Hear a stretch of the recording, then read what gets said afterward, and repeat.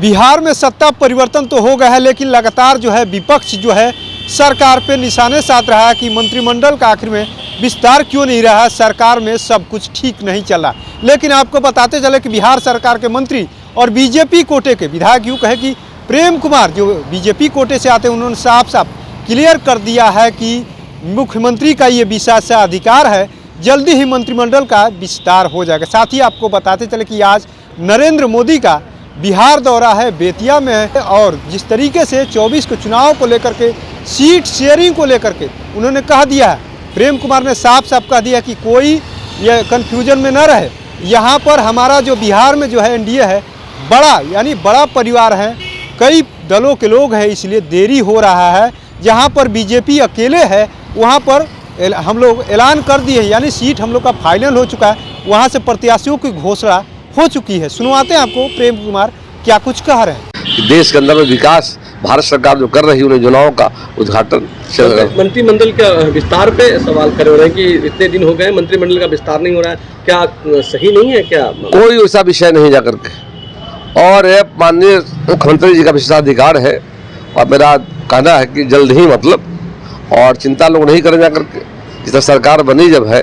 मंत्रिमंडल गठित हुआ जाकर, अब विस्तार करना है, जल्द ही किया जाए। सीटों की शेयरिंग पे भी सवाल कर रहे हैं कि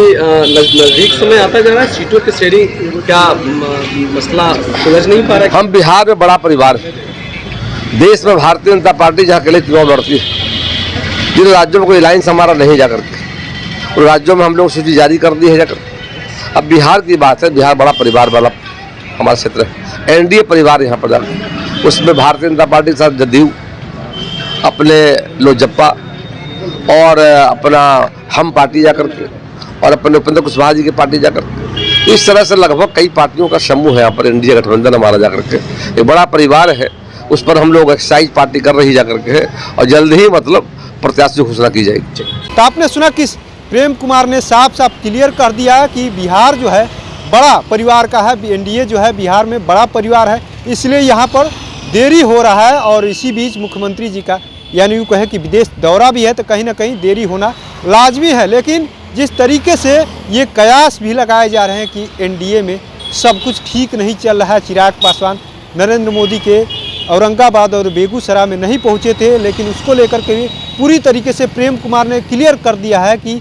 अभी कुछ दिन समय लगेगा, लेकिन जल्दी ही एनडीए गठबंधन में जो बिहार के कुनबा है, सीट शेयरिंग सब कुछ सही तरीके से सही समय पे कर लिया जाएगा। और मंत्रिमंडल की जो लोग विस्तार की बातें करते हैं वो लोग घबराए नहीं, जल्दी ही मुख्यमंत्री जी अपना विशेषाधिकार उनका है, वो जल्दी मंत्रिमंडल का विस्तार भी कर लेंगे। लेकिन अब देखना ये होगा कि जिस तरीके से लगातार विपक्ष निशाने साध रहा मंत्रिमंडल विस्तार को लेकर के, वहीं दूसरी तरफ सीट शेयरिंग को लेकर के एनडीए में कहा जा रहा है कि सब कुछ सही नहीं है, तो क्या ये अनुमान लगाया जाए कि मंत्रिमंडल का विस्तार कहीं ना कहीं इस दोनों चीज़ों को अगर जोड़ लिया जाए तो मुख्यमंत्री नीतीश कुमार ये देख रहे हैं क्या कि जदयू को कितने सीट मिल रहे हैं, क्या इस तमाम चीज़ों का अगर जोड़ा जाए तो कहीं ना कहीं ये सवाल तो उठ ही रहे हैं कि मुख्यमंत्री नीतीश कुमार ये देख रहे हैं कि उनके कितने लोगों को टिकट दिया गया है, जदयू को कितने हिस्सेदारी होती है, इसको हम तो कह नहीं सकते। लेकिन इतना है कि अभी भी सीट शेयरिंग को लेकर के एनडीए में घमासान है,